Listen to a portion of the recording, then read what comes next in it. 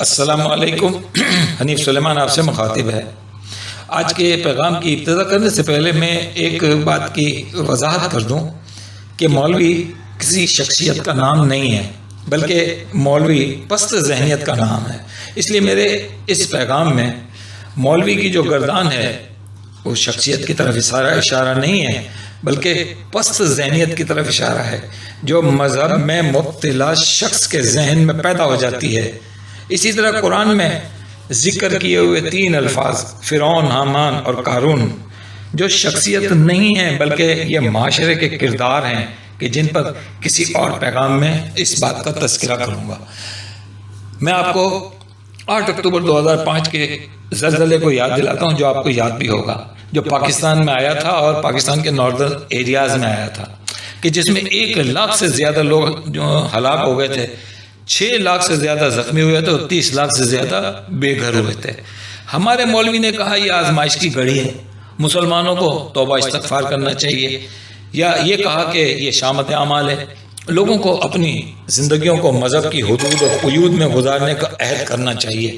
یہ سب مذہبی پابندیوں سے سرکشی کا نتیجہ ہے یہ زلزلہ۔ اس وقت جو بات میں کرنا چاہ رہا ہوں کہ ان لاکھوں انسانوں کی مدد کو آج سائنس پہنچی ہے یا مذہب پہنچا ہے؟ اگر یہ دعویٰ ہے کہ مذہب پہنچا ہے تو کس مولوی نے کوئی عمل کر کے یا وظیفہ کر کے لاشوں کو زندہ یا مردہ عمارتوں کے نیچے سے نکالا ہے؟ کس مولوی نے یا مذہبی پیشوا نے کوئی وظیفہ پڑھ کر امداد کے سامان کے ہزاروں ٹرک اور سینکڑوں جہاز اور 20 ہیلی کاپٹر جائے حادثہ پر پہنچائے ہیں؟ کس مولوی نے اپنے کسی عمل کے زور پر وہاں ایسی مشینری پہنچائی ہے کہ جس نے لاکھوں ٹن ملبہ اٹھا کر نیچے سے زندہ انسانوں کو نکالا ہے؟ کس پیر نے ان کتوں کو سدھایا ہے کہ وہ کھنڈرات میں گھوم پھر کر سونگیں اور پھر اس جگہ کی نشاندہی کریں کہ جہاں انسان مر چکے ہیں یا مر رہے ہیں کہ ان کو وہاں سے نکالا جائے؟ کس درویش نے ایسا آلہ ایجاد کیا ہے جو کسی عمارت کے قریب پہنچ کر انسانی سانس کو کھینچ کر کے بتایا کہ یہاں کوئی آدمی ابھی زندہ ہے اور زندگی کی آخری سانسیں گن رہا ہے؟ کس آستانے سے اور کس دربار سے کوئی نعت خواں یا قوال اٹھ کر گیا ہے کہ وہ زلزلہ زدگان کی مرہم پٹی کرے؟ کس سجادہ نشین نے فیلڈ ہاسپٹل اور ٹینٹ سروسز بنائے تھے کہ وہاں چیختی چلاتی انسانیت کے زخموں پر پھاہا رکھا جا سکے اور بے یار و مددگار انسانوں کے سروں پر سایہ لگا سکے؟ میں مذہبی پیشواؤں سے پوچھتا ہوں کہ جنہیں دن رات یہ فکر بے چین رکھتی ہے کہ لوگوں کو جنت میں لے کر جانا ہے، کہ انہوں نے سردیوں سے مرنے والوں اور آتش زلزلہ سے جلنے والوں کے لیے کیا حکمت عملی اختیار کی ہے سوائے دعائے خیر کے؟ زلزلے کے آنے والے جمعے میں جو میں خود شریک تھا، وہاں پہ مولوی نے جمعے کے دن ایک لمبی چوڑی دعا ضرور مانگی تھی کہ اللہ ان زلزلے میں جو فوت ہو گئے ہیں ان کو جوار رحمت میں جگہ دے، ان کے گناہ معاف کر دے۔ اے اللہ جو زخمی ہو گئے ہیں، اپاہج ہو گئے ہیں، ان کو صحت کاملہ عنایت فرما۔ اے اللہ جو بچے یتیم ہو گئے ان کی کفالت کا بہترین بندوبست کر دے۔ اے اللہ جو عورتیں بیوہ ہو گئی ہیں ان کی عصمت و عزت کی حفاظت فرما۔ مولوی نے یہ بھی مانگا کہ اے اللہ جو لوگ اپنے کنبوں سے محروم ہو گئے ان کو صبر جمیل عطا فرما۔ مولوی نے یہ بھی کہا کہ اللہ یہ بیچارے زلزلہ زدگان سردی سے مر رہے ہیں، ان کے پاس نہ چھت ہے کہ برف باری سے بچ سکیں، نہ گرم کپڑے ہیں کہ سردی کی شدت سے بچ سکیں۔ مولوی نے کہا اے اللہ یہ جو راستے بند ہو گئے ہیں، سڑکوں پر پہاڑی تودے آن گرے ہیں، ان کو کھولنے کے اسباب پیدا فرما دے۔ اس نے یہ بھی کہا مولوی نے کہ اے اللہ یہ جو بچے یتیم ہو گئے ہیں، جو بچیاں بے آسرا ہو گئی، ان کو کچھ لوگ یرغمال بنانا چاہتے ہیں اور ان کو اپنے لیے ذریعہ آمدنی بنانا چاہتے ہیں، ان کے ہاتھ پاؤں توڑ کر ان کو مستقل اپاہج کر کے منگتا بنانا چاہتے ہیں، یا اللہ ان کو ہدایت فرما۔ مولوی نے یہ بھی کہا کہ اے اللہ ہم گنہگار سیاکار ہیں مگر تیرا نام لیوا ہیں، تیرے نبی کی امت ہیں، تو ہم پر غضبناک نہ ہو، ہمارے گناہ نہ دیکھ، اپنی رحمت دیکھ، ہمارے لیے آسانیاں پیدا فرما۔ مولوی نے یہ بھی کہا کہ اے اللہ تمام بیماروں کو شفا عطا فرما دے، بے روزگاروں کو روزی دے۔ وہ یہ بھی کہتا اس دعا میں کہ اللہ جو اولاد کے ہاتھوں پریشان ہیں ان کو اولاد نیک و صالح عطا کر، ان کو ہدایت نصیب فرما۔ مولوی یہ بھی کہتا ہے کہ اللہ تاجروں کو ہدایت فرما کہ وہ مہنگائی نہ کریں، اور یہ بھی اس نے کہا کہ یا اللہ یہ تیری رحمتوں کا مہینہ ہے جس میں رمضان تھا، تو مسلمانوں پر تو خاص رحمت فرما۔ میں بھی اس جمعے کی نماز میں موجود تھا۔ مولوی صاحب بڑے رقیق القلب ہو کر دعا فرما رہے تھے کہ جب یہ دعا سے فارغ ہوئے تو میں ان کے قریب جو چلا گیا اور ان سے پوچھا کہ آپ نے جو اتنی لمبی چوڑی کاموں کی لسٹ اللہ کے سپرد کر دی ہے، اس میں کتنے فیصد تکمیل دعا کی توقع ہے؟ مولوی صاحب کچھ دیر تو خاموش ہے، پھر شرمندگی کی حالت میں کچھ کہے بغیر مصلی سے اٹھ کر باہر صحن کی طرف چل دیے۔ میں پیچھے ہو لیا، میں نے پھر اپنا سوال جو ہے نا وہ دہرایا۔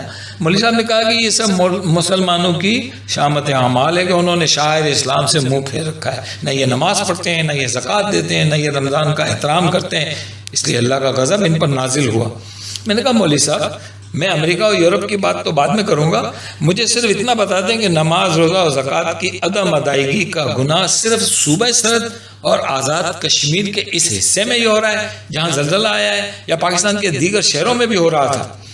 مولوی صاحب تھوڑی دیر کے بعد فرمانے لگے کہ سارے پاکستان میں ہی اسلام نام کی کوئی چیز نہیں ہے، ہم لوگ صرف اسی لیے مسلمان ہیں کہ مسلمانوں کے گھروں میں پیدا ہوئے ہیں، ورنہ اس میں مسلمانوں والی کوئی بات ہی نہیں ہے۔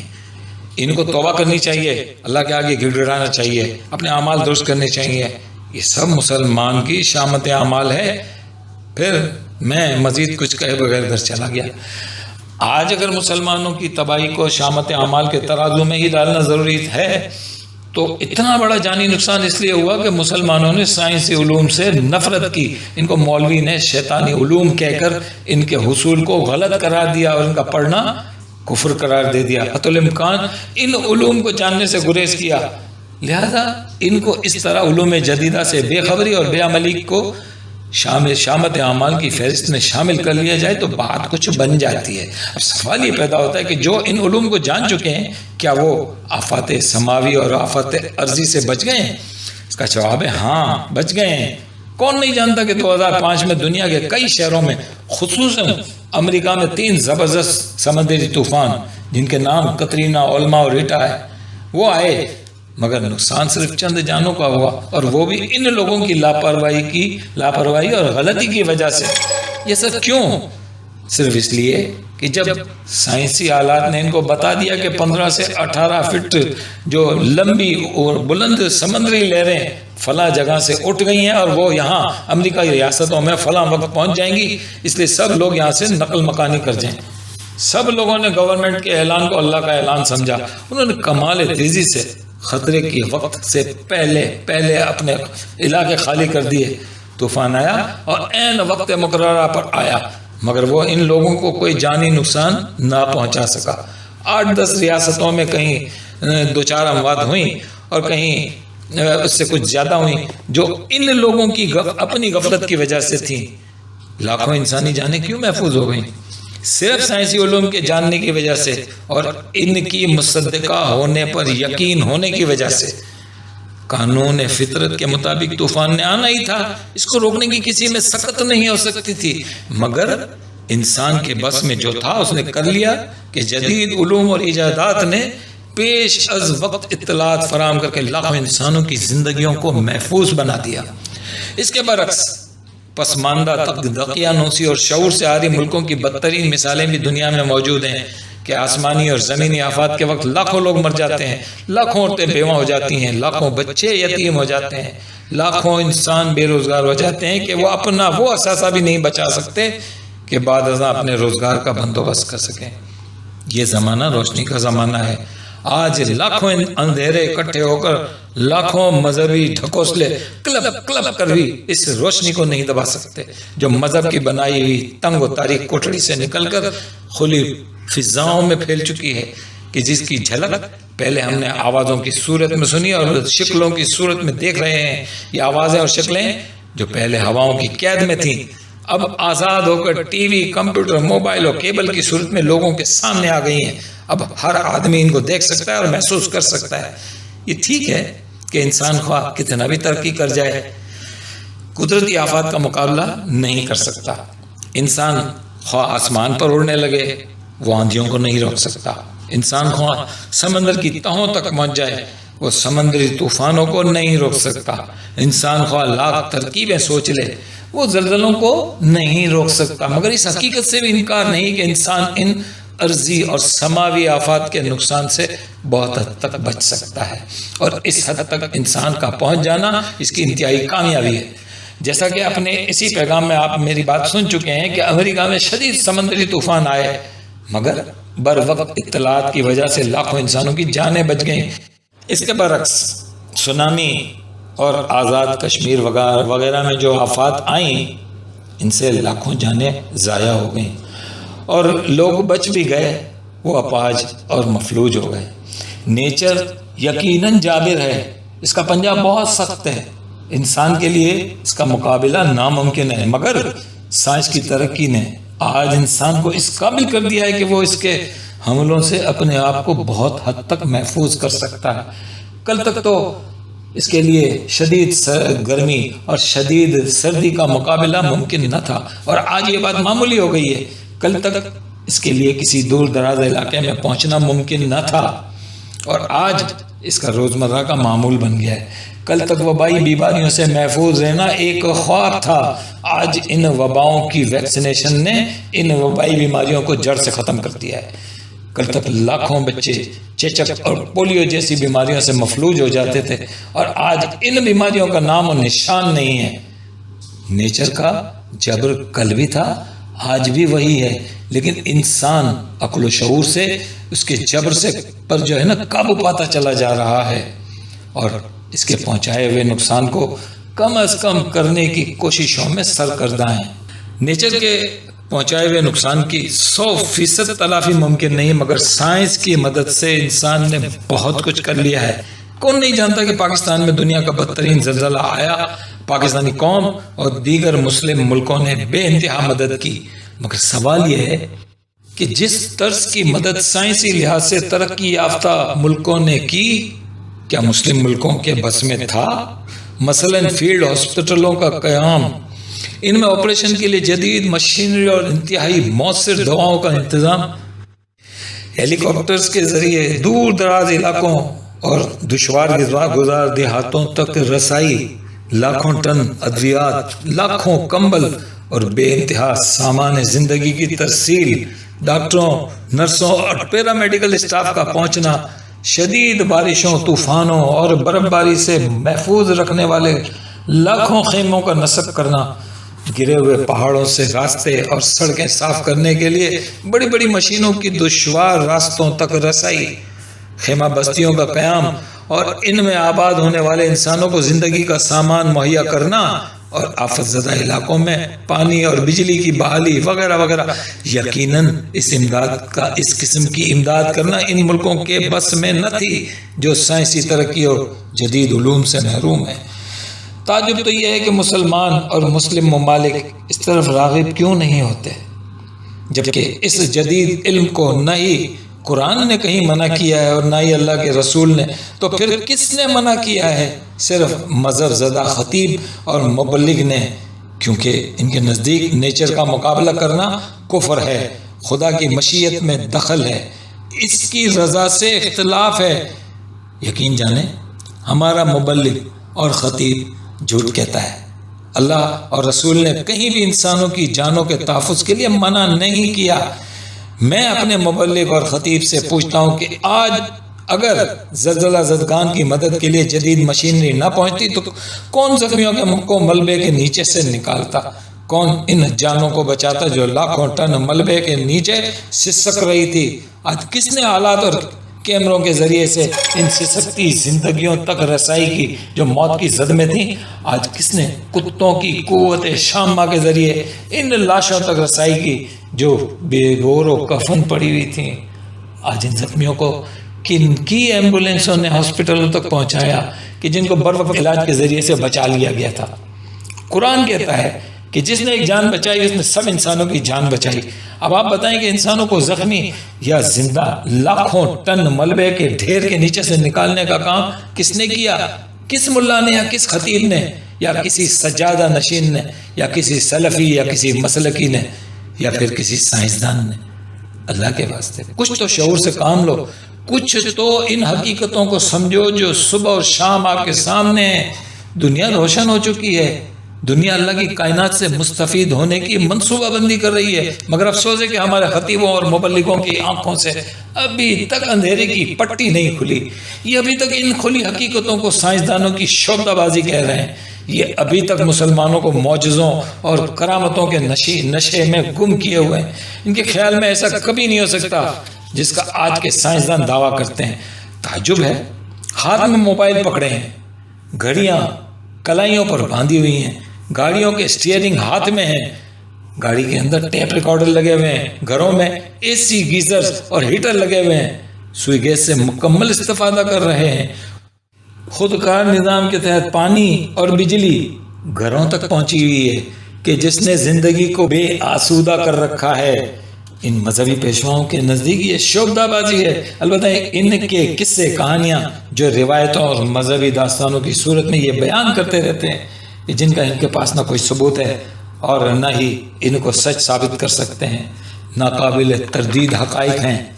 معجزوں کے نام سے قصے، پیروں اور ولیوں کی کرامتوں کے نام سے قصے، کالے علم اور نوری علم والوں کی بھڑکوں کی کہانیاں زبان زد عام اس حد تک ہیں جیسے یہ وہ حقائق اور سچائیاں ہیں کہ جن کو جھٹلایا نہیں جا سکتا، حالانکہ یہ سب مفروضوں پر قائم ہے کہ جن کی نہ کوئی حقیقت ہے اور نہ کوئی اصلیت ہے۔ میں آپ کو ایک لطیفہ سناتا ہوں کہ جس کے لیے میں ابتدا میں ہی معذرت کر لیتا ہوں۔ بات کچھ یوں ہے کہ کچھ مولوی صاحبان جب انسان چاند پر پہنچا تھا نا، تو اس کا سرے سے انکار کر رہے تھے کہ اس حقیقت کو بھی تسلیم نہیں کرتے تھے کہ انسان کا قدم چاند تک پہنچ چکا ہے۔ اس حوالے سے ایک دفعہ کچھ مولویوں نے، یعنی ان میں سے کچھ ایک مولوی نے جمعے کے خطاب کے دوران نمازیوں کو مخاطب کر کے کہا اس حوالے سے کہ انسان کا قدم چاند تک پہنچ ہی نہیں سکتا۔ انہوں نے مثال دی کہ اس بلب کی طرف دیکھو جو محراب میں روشن تھا۔ نمازیوں نے توجہ سے دیکھا، پھر کہا کہ کیا کوئی آدمی انسان کے اس بنائے ہوئے بلب میں گھس سکتا ہے؟ نمازیوں نے کہا نہیں۔ تو اس مذہبی پیشوا نے فوراً فکرہ کسا کہ جب کوئی آدمی انسان کے بنائے ہوئے بلب میں نہیں گھس سکتا تو اللہ کے بنائے ہوئے بلب یعنی چاند اس میں کیسے گھس سکتا ہے؟ یہ فکرہ سننا تھا کہ نمازیوں نے نعرہ تکبیر اور نعرہ رسالت بلند کیا، اور اس مذہبی پیشوا صاحب کا جو رنگ ہے وہ خوشی سے سرخ ہو گیا اور مزید تن کے کھڑے ہو گئے کہ جیسے انہوں نے بہت بڑا مارکا سر کر لیا ہو۔ یہ لطیفہ بلا شبہ ایک سچا واقعہ ہے۔ اس لطیفے پر ہنسنا نہیں چاہیے، رونا چاہیے۔ ایسے مذہبی پیشواؤں کی عقل پر، ایسے عالموں کے شعور پر، ایسے مولویوں کی دھوکہ دہی پر، ایسے پیروں کی دکانداری پر کہ جنہوں نے قسم کھا رکھی کہ وہ سائنس کی حقیقتوں کو تسلیم نہیں کریں گے۔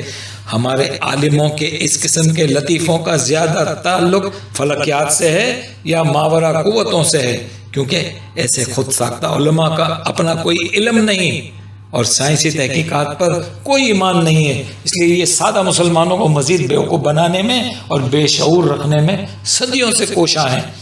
یہ علماء اس حقیقت سے بخوبی آگئے ہیں کہ جب تک مسلمان بے شعور رہیں گے ان کی چاندی رہے گی، اور جو ہی مسلمان شعور میں آ گئے ان کی چاندی پگھل کر بہہ جائے گی، ان کے فتویٰ سازی ختم ہو جائے گی، ان کی علمیت کا پھانڈا پھوٹ جائے گا، ان کے مزاروں سے جو ہے نا وہ فانوس وہ بجھ جائیں گے، ان کے گھروں میں اندھیرا چھا جائے گا، ان کے حلوے مانڈے بند ہو جائیں گے، ان کی مذہبی اجارہ داریاں ختم ہو جائیں گی، اور پھر مریدوں کے مالوں پر پلے پلے ہوئے یہ شیر نازک اور نحیف اور کمزور ہو جائیں گے۔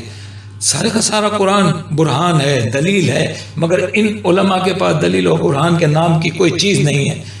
جس بات کا ان کے پاس جواب نہ ہو اس کا جواب فتوے سے دیتے ہیں، اور ایسا کرنا ان کی کوتاہی اور کوتاہ فہمی اس کا زندہ ثبوت ہے۔ یہ کیسی تعجب خیز بات ہے کہ کچھ نہ جاننے کے باوجود یہ سب کچھ جاننے کا دعویٰ کرتے ہیں اور ناقص علم کو اس طرح لوگوں پر نافذ کرتے ہیں کہ جیسے یہ اپنی بات میں اتھارٹی ہیں۔ یہ ان کی اللہ سے ڈائریکٹ ڈائلنگ ہے، اور اگر ڈائریکٹ نہیں تو کم از کم اللہ کو کوڈ نمبر ان کو یاد ہے جو یہ اپنے پیر و مرشد کے ذریعے فوراً ملا لیتے ہیں۔ مذہب کے نام پر جھوٹ اس قدر بولتے ہیں کہ ایک عام آدمی بھی کانپ جاتا ہے۔ روایتوں کے ذریعے سے قرآنی تعلیمات کو مسخ اس طرح کرتے ہیں کہ لوگوں کے عقیدے بن جاتے ہیں، حدیث کی آڑ میں اللہ کے رسول سے ایسی ایسی باتیں منسوخ کر دیتے ہیں کہ جن کا ان کی تعلیمات سے دور کا واسطہ بھی نہ تھا، عقیدت کے نام پر ایسی حرکات کر گزرتے ہیں کہ جن کو دیکھنے والوں کے دلوں سے عقیدت کا تقدس ختم ہو جاتا ہے۔ مگر ایسا کیوں؟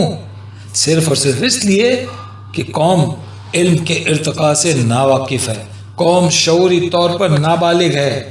کاش ہمارا مبلغ سمجھ جاتا کہ کسی قوم میں تبدیلی لانے کے لیے اس قوم کی شعوری بلوغت ایک بنیادی ضرورت ہے، اور یہ ضرورت قوم کے مبلغ اور مذہبی پیشوا ہی پوری کر سکتے ہیں۔ مگر افسوس ہے کہ جس قوم کے مذہبی پیشوا ہی سوئے ہوئے ہوں، اپنی پیری مریدی میں مست ہوں، اپنے حلوے مانڈے ان سے لپٹے ہوئے ہوں، ان کو کون جگا سکتا ہے؟ یہ حقیقت ہے کہ جس قوم کے مذہبی پیشوا بیدار نہیں ہوتے یا وہ بیدار لوگوں کے ساتھ کو جو ہے نا ان کا ساتھ نہیں دیتے، اس قوم میں کبھی بھی کوئی ارتقائی تبدیلی نہیں آ سکتی۔ یہ المیہ ہر اس قوم کا ہے جو مذہبی پیشواؤں کے نرغے میں ہے۔ یہود و نصارہ کی قومیں تو اس نرغے سے نکل چکی ہیں، مگر مسلمان ابھی تک جکڑے ہوئے ہیں۔ یہ ابھی تک فرقہ پرست اور فرقہ ساز مولویوں کے اعلی کار بن کر ایک دوسرے سے گتھم گتھا ہیں۔ یہ ابھی تک ان مولویوں کے کہنے پر اولادوں کو مختلف صورتوں میں ان کی بھیڑ چڑھا رہے ہیں، ان کے مدرسوں میں داخل کر کے۔ آج زمانہ کروٹ لے چکا ہے، دنیا آسمانوں کو چھو رہی ہے، ایجادات نے دنیا کے اندر ہلچل مچا دی ہے، طیاروں جہازوں نے فاصلے سمیٹ کر رکھ دیے ہیں، صحت کے اصول بدل چکے ہیں، جینے کے دستور بدل چکے ہیں۔ ہمارا مولوی 1500 سال سے انہی مسائل سے فارغ نہیں ہوا۔ وہ کسی آفت زدہ علاقے میں معاونت کے لیے ہیلی کاپٹر کہاں سے بھیجتا، دوائیاں اور آپریشن کے لیے اوزار کہاں سے بھیجتا؟ البتہ فتوے مولویوں کے پاس لاتعداد اسٹور میں محفوظ ہیں، وہ جب چاہے جہاں چاہے بلا قیمت یہ ارسال کر دیتا ہے۔ ہائے افسوس، ہمارے مولوی کو کون جگائے جو قوم کا مذہبی پیشوا اور امام بنا ہوا ہے۔ السلام علیکم ورحمۃ اللہ وبرکاتہ۔